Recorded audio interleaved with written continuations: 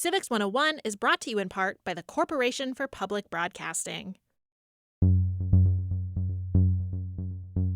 Hey all, Hannah here. Nick here. We hope you're all holding up out there. Here at the show, we've been leaning hard into responding to all of your wants and needs as best we can. And you know, when we first started Civics 101 way back in the day, when it was a very different show, it was in part in response to a flood of questions we were getting at the station after the 2016 election. Yeah, and those questions included a lot of, can this person do that? Is this addressed in the Constitution? How does that job work anyway? And unsurprisingly, those questions have resurged in a big way in the age of the COVID-19 pandemic. John Raby, a history teacher at Thornton Academy in Maine, wanted to know whether governors have the constitutional authority to close their borders. As governors across the nation continue to impose restrictive measures to stem the spread of COVID-19, is there a chance that one of them will just close the castle gates? And while we're at it, I figured we should understand how governors have the authority to do any of what they're doing right now.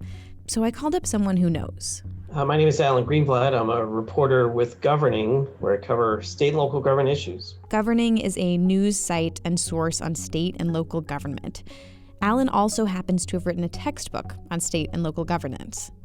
And before we get to how governors are using their powers right now, let's get the role of governor out of the way. Well, governors are, of course, the lead political actors in their states, and they set the agenda. So that takes a lot of different forms. It varies by state, of course, but governors generally have the first swing at setting the state budget.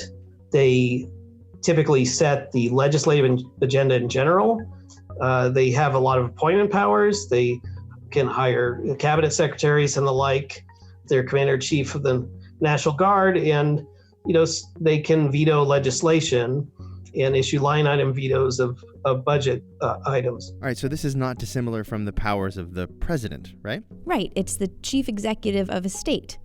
Of course, each state has its own constitution, which is why gubernatorial powers will vary from state to state.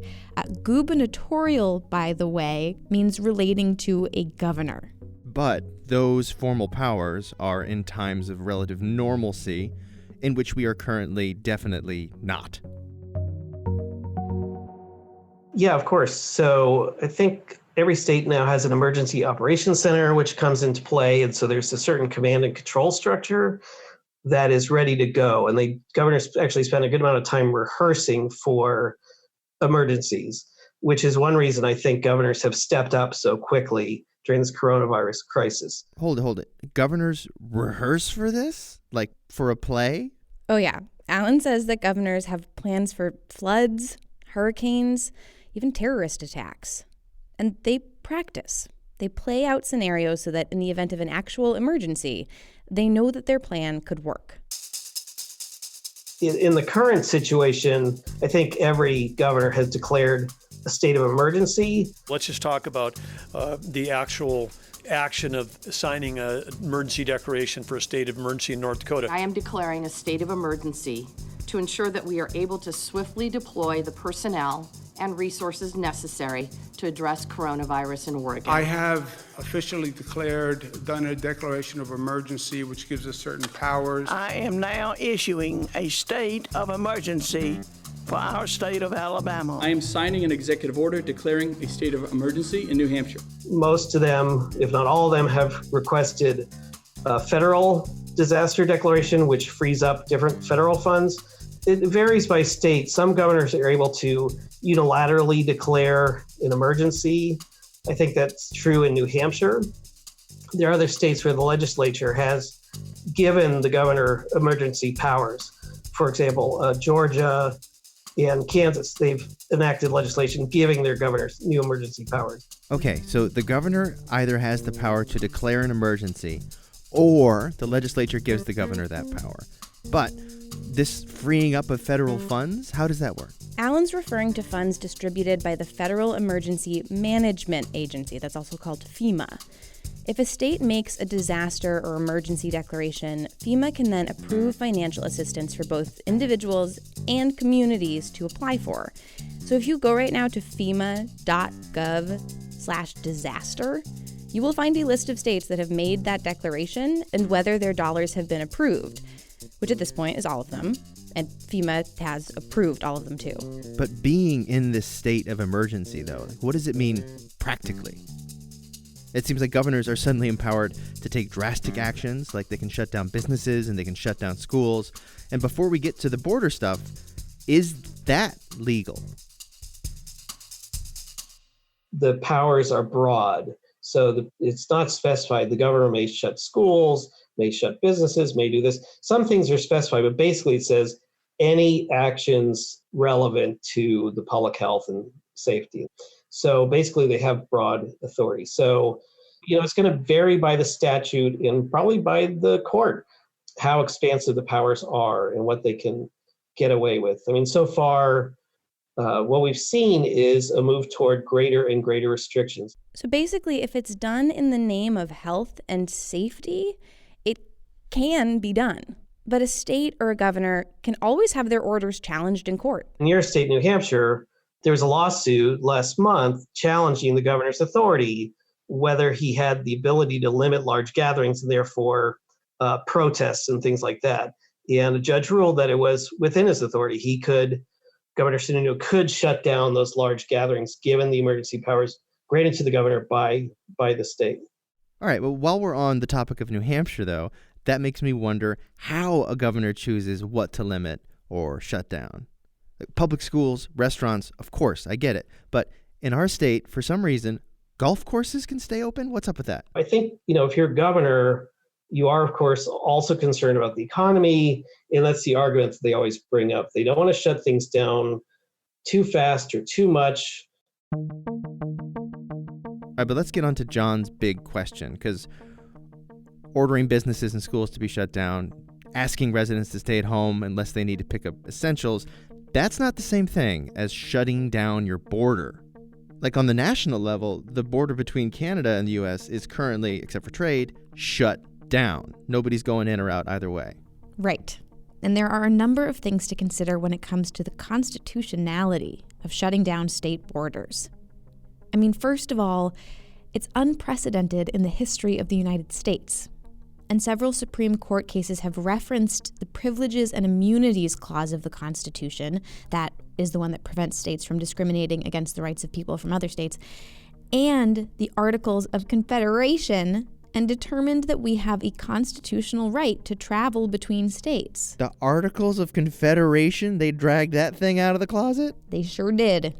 And then there's the fact that it's Congress who has the constitutional power to regulate interstate commerce, something that would certainly be affected by a border closure.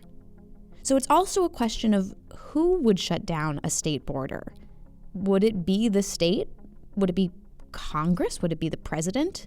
I don't know that we could have a national quarantine or shutdown order the way we've had statewide stay-at-home orders. Alan basically said that this is a tricky question to answer, as you know, Nick, are most constitutionality questions. And we should note, in terms of constitutionality, that's something that a court would have to decide in the event of a challenge. So right now, the furthest that states have gone is mandatory quarantine orders. Rhode Island said that they were going to stop and ask for self-isolation from people with New York license plates for fear that New Yorkers were spreading the disease. And Governor Cuomo, the governor of New York, complained, and Governor Raimondo, the governor of Rhode Island, seemed to back off. And then she said, well, we're not going to single out New Yorkers. We're going to stop people with any out-of-state license plates. This has been a big concern. A lot of New England states and other places that have summer homes or vacation homes have been very wary about people coming in. I'm not sure that they could actually stop them. I haven't seen any state that's actually stopped people from coming in. What they've said, some of the southwestern states, for instance, are asking for people from New York or New Jersey or Connecticut to self-quarantine for 14 days. They're not blocking entry, but they're just putting this kind of public health provision on entering the state. And as far as a border closure order coming from somewhere else? If you are from the New York metropolitan area and you travel elsewhere, we need you to self-quarantine for 14 days to help us contain the spread of the virus. And I am now considering, and we'll make a decision very quickly, very shortly, a quarantine, because it's such a hot area of New York, New Jersey, and Connecticut. We'll be announcing that one way or the other fairly soon. Wait, there already was a federal quarantine order? Nope. I've been speaking to the president. This would be a declaration of war on states, a federal declaration of war. That was Governor Andrew Cuomo of New York. He basically said, I'm pretty sure that isn't legal at all, and it's a total violation of the Constitution, and the president backed off kind of immediately. The general consensus among constitutional experts right now is that even if a state border closure could happen and could be ruled constitutional, a shutdown like that is so opposed to American ideals, it's just really highly unlikely to happen. You know, Hannah, this question is reminding me an awful lot of a certain philosophical principle of which you are inordinately fond. Is it? Go on. This is federalism, right? This dance over the division of power between the states and the federal government, and even, in this pandemic, cities and towns and individual citizens. Exactly. The president pushing buttons, the state pushing back, and the same is going on at the local level. Governors are giving orders, and cities, towns, and people are pushing back, like that lawsuit against the New Hampshire governor Chris Sununu that he ended up winning. I should mention, though, that it's just like how federal law beats state law beats local regulation. If a city says, close that beach, but the state says, nope, all beaches are open, that beach stays open. While we're talking federalism, I have just one last question.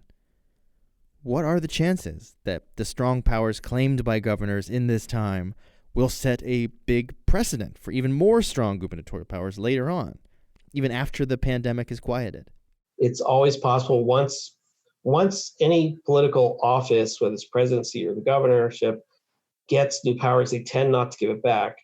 In this case, these emergency orders apply to a certain time frame. Either the legislature has set a date, or there's a time relevant to what HHS, the Federal Health and Human Services Department, has said.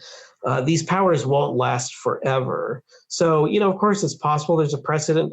My guess is we won't really see too much of it, that everyone recognizes that this is a true emergency. This is not a fake emergency. This is a true public health crisis. So, like in all walks, we just keep our eyes on the horizon of normal life then? In the meantime, maybe we can take some comfort in the fact that federalism persists, even in the face of crisis. And this is something that Alan actually pointed out just before we hopped off the video call. So you've had different states respond differently, but you certainly had many states respond more aggressively than the federal government did, at least at the start. And so in a way, our federal system may have been a blessing. If you had just one authority in charge and it chose to do nothing or do little, we'd be in worse shape than we are. State autonomy can mean strength and proactivity and innovation. And it can also mean disparities in the services and resources available to people just based on where they live. We're still those 50 little sovereigns in a single union. Connecticut's going to beat this virus by sticking together and sticking to the rules. The restrictions that I put in place were in order to require everybody flying back into Rhode Island from any domestic location to be quarantined for 14 days. Thank you for everything you're doing to ensure the health, safety, and well-being of children all across Pennsylvania. We will get through My this. priority as your governor is making sure that every Alabamian has access to accurate, up-to-date information about COVID-19 so that you can make decisions that will keep you and your family safe. Thankfully, a silver lining is just beginning to emerge in Colorado. The data is telling us that thanks to the actions we've taken and you've taken, we're starting to make progress. I want to encourage my fellow Georgians to hang in there. I know that you're tired of this. I know you want to return to business as usual, but we must first overcome the obstacles that we have in our path. We are now about to present the main attraction of our world-famous show. Thanks to Alan Greenblatt for stepping in on very short notice to school me on gubernatorial emergency powers, among other things. You can find loads of coverage on state and local government in the time of corona at governing.com. This episode was produced by me, Hannah McCarthy, with you, Nick Capodice, and help from Jackie Fulton. Erica Janik is our executive producer and has issued an executive order to take a nap for once, for crying out loud. Maureen McMurray has shut down the borders between imagination and podcasting. Music in this episode by Blue Dot Sessions, broke for free, and our old friend, Chris Zabriskie. Do you need a quickie episode on something that's been bugging you during this strange time? Or during any time, really? You can @ us on Twitter, we're Civics101pod, or submit a question at our website, civics101podcast.org. Civics 101 is a production of NHPR, New Hampshire Public Radio.